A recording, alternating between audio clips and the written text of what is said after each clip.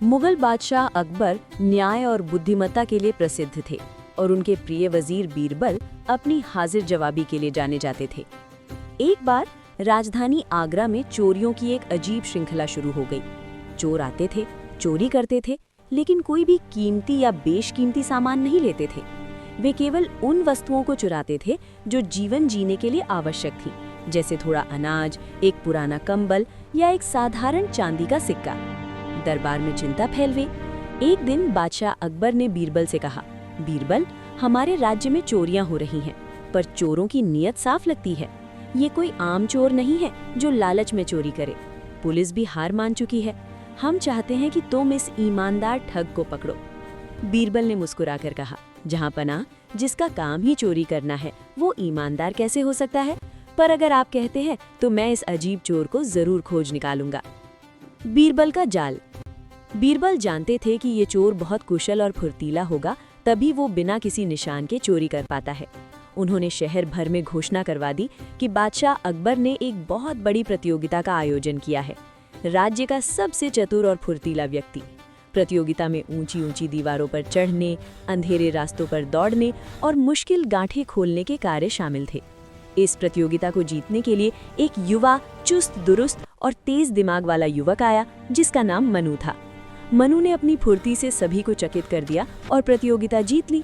पुरस्कार के तौर पर अकबर ने उसे एक विशेष रूप से तैयार किया गया हार भेंट किया, जिसमें एक छोटा सा अद्वितीय रूप से तराशा हुआ पन्ना जड़ा था।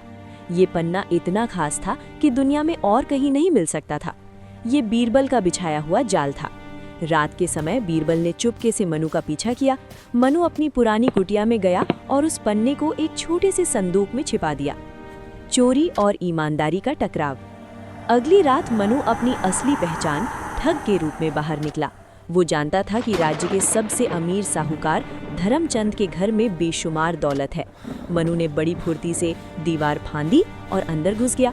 उसने तिजोरी खोलने के लिए अपने औजारों का इस्तेमाल किया और कुछ ही मिनटों में तिजोरी खुल गई। तिजोरी सोने और चांदी के सिक्कों से भरी थी।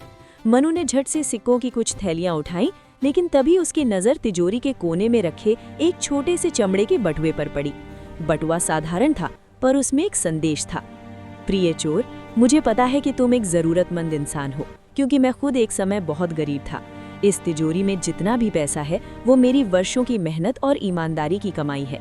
इसमें से आधा धन मैंने गांव के अनाथों और विधवाओं के लिए सुरक्षित रखा है।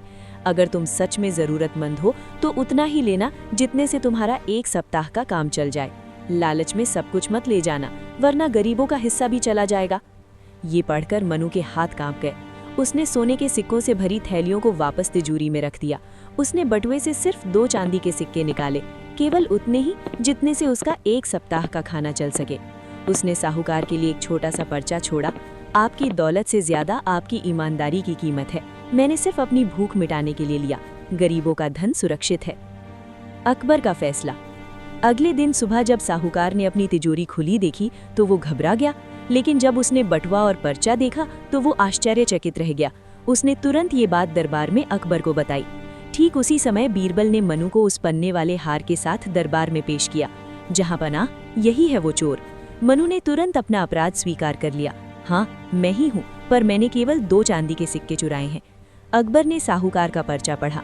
फिर उन्होंने मनु की ओर देखा, जिसने बिना किसी डर के अपनी जरूरत और साहूकार के संदेश का सम्मान करने की बात स्वीकार की। बीरबल ने अकबर से कहा, जहां पनाह, ये एक चोर है, लेकिन ईमानदार है। वो अपनी जरूरत के लिए चोरी करता है, लालच के लिए नहीं। जब उसे साहूकार की नेक नियत का पता चला तो वो खुद को लूटने से रोक नहीं पाया। उसकी कला और ईमानदारी दोनों ही कीमती हैं। अकबर बहुत प्रभावित हुए। उन्होंने कहा, तुमने अपनी कला का प्रयोग गलत काम के लिए किया, इसलिए सजा के हकदार हो, लेकिन तुम्हारी ईमानदारी ने तुम्हें बचा लिया। अकबर ने मनु को माफ कर दिया और उसे एक शाही फरमान दिया। उन्होंने मनु को शाही खजाने की सुरक्षा टीम में एक ऊंचे पद पर नियुक्त किया, ताकि वो अपनी अद्भुत फुर्ती और कौशल का उपयोग राज्य की रक्षा के लिए कर सके। इस तरह बीरबल ने न केवल एक चोर को पकड़ा, बल्कि एक चोर को ईमानदार सेवक में भी बदल दिया, जिससे साबित हुआ कि किसी भी व्यक्ति का इरादा उसके कर्मों से ज्यादा महत्वपूर्ण होता है।